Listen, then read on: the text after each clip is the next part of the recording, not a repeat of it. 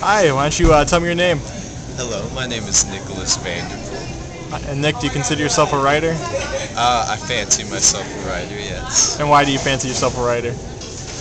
Well, more than the simple act of just writing, I like the fact that when I write, I enter a whole new dimension of my subconscious more often than not, in a way that I guess just thinking aloud doesn't cover.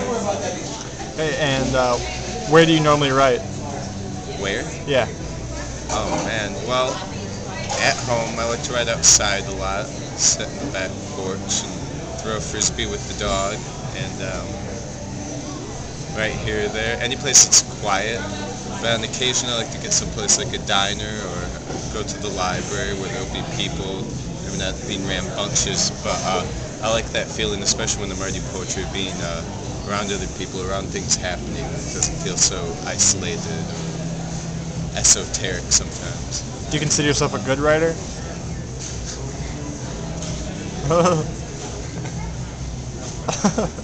I consider myself a competent writer. Competent? Yes. What makes you think so? Sometimes sadly by comparison. Sometimes I just feel confident. I think confident is probably a better way to put it. I feel confident about my writing all the time. What makes you want to write?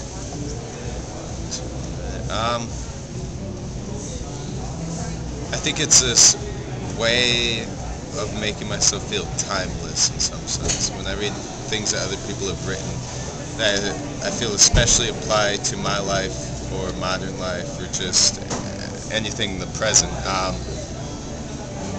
It makes me wonder about where my writing will be, you know, a decade from now, a couple decades from now, if it will last, and if anybody else, you know, will feel something to relate to it long after the fact, and it will help them in the long run. Excellent.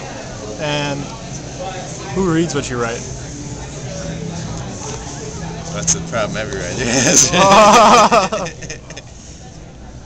Classmates more often than not at this juncture. Friends, I would say. I've done a few readings, so I guess the audience varies, but generally people in college, things like that, I guess, in the area. And then maybe to finish up, why don't you tell me about like the hardest thing you've had to write and the easiest thing you've written, like easiest writing experience?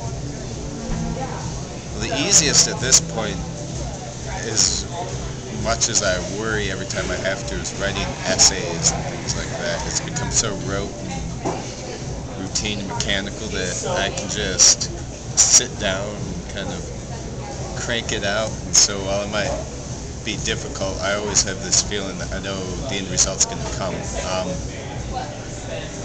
I think the hardest thing I've ever had to write, without getting too specific, would be just poetry. More often than not, free-form poetry. For as free as it is, it's really difficult not to feel like I'm running in circles. Oftentimes I feel like I'm writing too much. Sometimes I'm writing and it's too, like I said before, esoteric. I feel like it's relates too much to myself and not to anybody else, which shouldn't be the point of writing. The point of writing should be to relate to other people, you know, to find that common thread.